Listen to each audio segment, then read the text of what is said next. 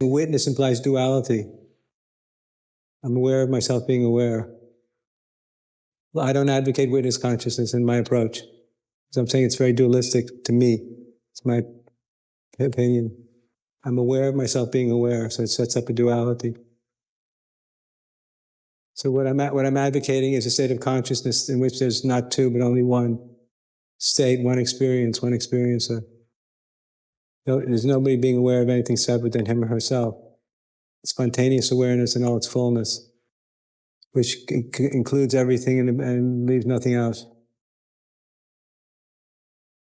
People who are very self-conscious are aware of themselves. Being aware of themselves creates duality. So I'm describing a state of consciousness in where there's no duality, so there's no I being aware of myself being aware. It's gone. There's just one experience, not two.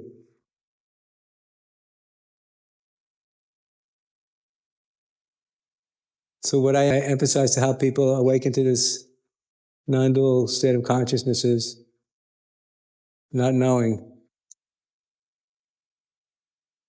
Not knowing is a state where there's nothing, zero point.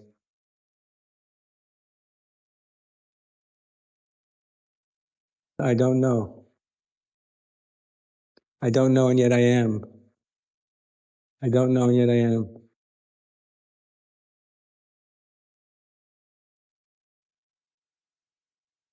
It's nothing versus something. Same result.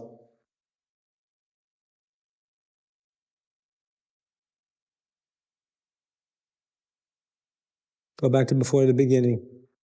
Before the beginning, what was there?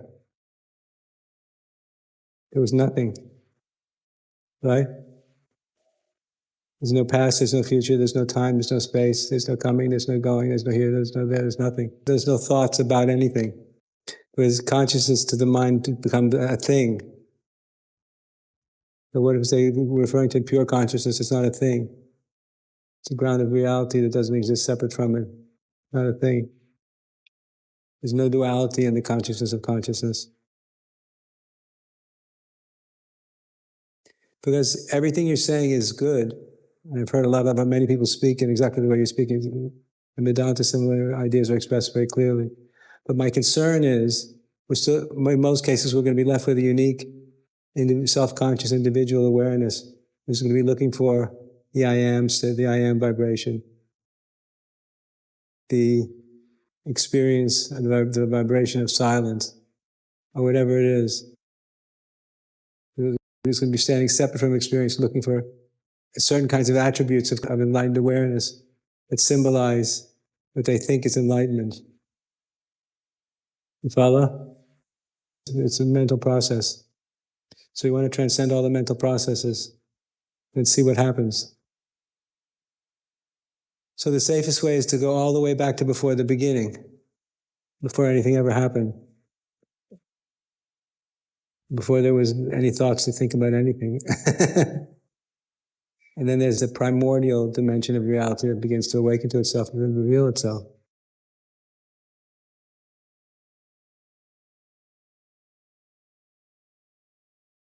We want to resist this temptation to embrace a dualistic relationship to absolute knowledge.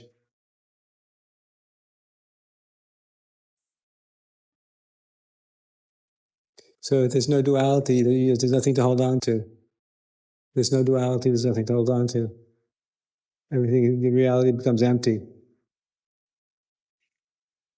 And your mind can't do anything about it.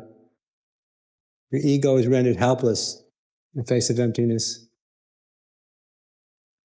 You can't do anything. If you let go of everything, the mind is rendered helpless also.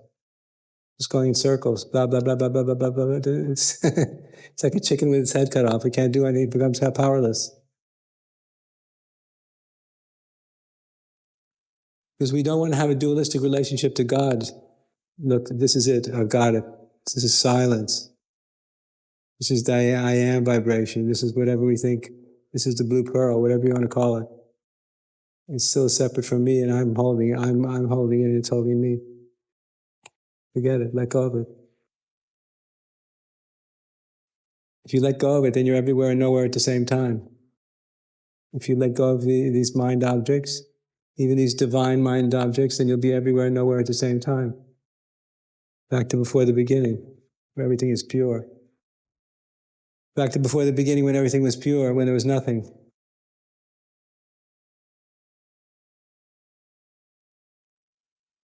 These experiences you're describing or you've heard about, they're all beautiful, they're real, they exist. I'm not denying the truth of what you're referring to. But I'm saying we have to be wary of all these ideas, these metaphysical abstractions, which may have been liberating for someone else, but they won't be liberating for most of us. We try to go back to before the beginning, before we had any idea what we were talking about. And this spontaneous freedom is the natural state then. Back to before the beginning. So we don't want to add anything to it. We don't want to add anything to that. The practice of self-liberation is by subtraction, not addition. Keep subtracting until we go back to zero. And then the minute something else appears, subtract again. Until you stabilize in the 0 point.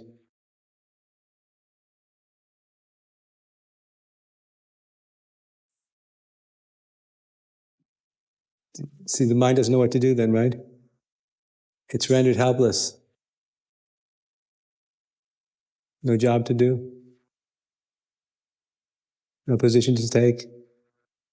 And that's the place of freedom.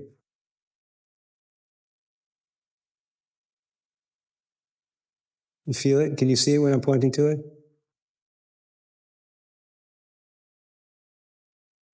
So if you go deeper into that empty space, an empty place, that's the place of liberation, man. It's always there.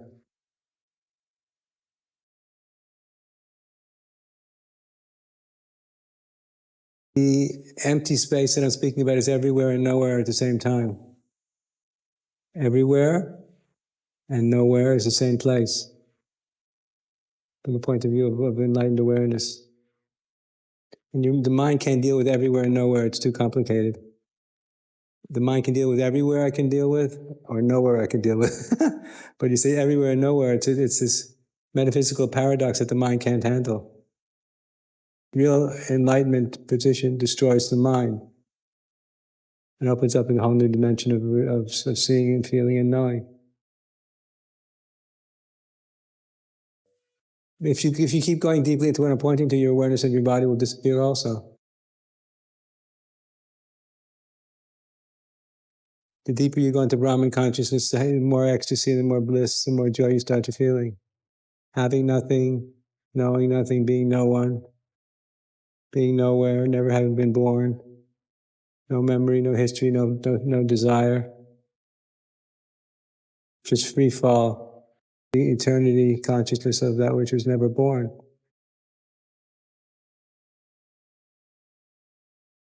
How does that sound? So my guru taught me a very, to my ear, very esoteric definition of what it means to be enlightened versus unenlightened. And he told me that, Andrew, the difference between enlightenment and unenlightenment is doubt. Which I found very odd. It sounds very intellectual, like an intellectual, almost like a purely intellectual position. Even though it's much deeper than that, but on first glance, it sounded too mindy to me. But the point is, when we experience a transrational state of consciousness, a transcendental state of consciousness, it makes a deep impression on us. We glimpse a higher possibilities that we never knew existed. So I didn't know that before, now I know that.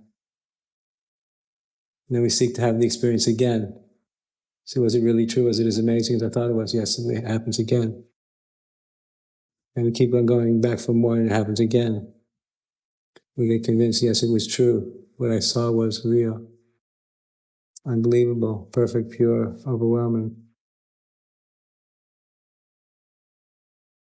But then the question comes, how many glimpses do we need to be convinced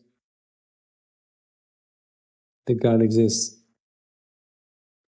absolutely beyond all relative existence, all relative matters. How many glimpses do we need? So is 1 enough? Is 10 enough? Is 100 enough? How many lifetimes do we have to be involved in the seeking for enlightenment to be able to accept it? As yes, it is so. So the seeking process comes to an end when we accept at a level, at a soul level, that we've made it. And what that's going to mean for us is very challenging. I admit it's very challenging, but that's what he was asking for. Do you believe it? Not just with your mind, but your soul, or with your soul. Are you convinced that in all your inherent, with all the inherent imperfection of your body, mind, and personality, that you're still liberated? Ooh. Do you have the guts? Do you have the spiritual self-confidence to say, yes, I am? Or are you intimidated and we don't have the courage to stand and bear witness to our liberation?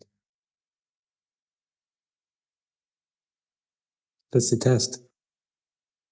And there's going to be life conditions too. Life can challenge us in all kinds of ways. So can our doubtlessness sustain itself through all these ups and downs and gross and subtle challenges of life? If the answer is yes, we're going to be doing pretty good. But it's not the doubt that comes from the mind saying it's the doubt that comes from the soul, being convinced that it is so. And if it's so, we'll be solid. Not wavering, not having a good week. Had a great week last week, I'm having a terrible week this week. Had a great month last month, now I'm having a terrible month. Up and down, up and down, up and down.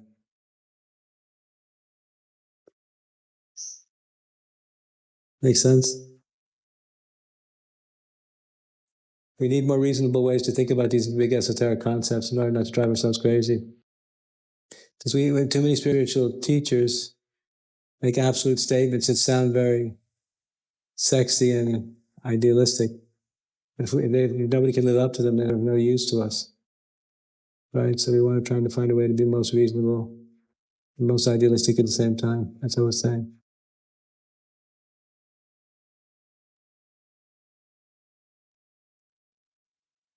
So for me, this notion of the doubtlessness is very profound.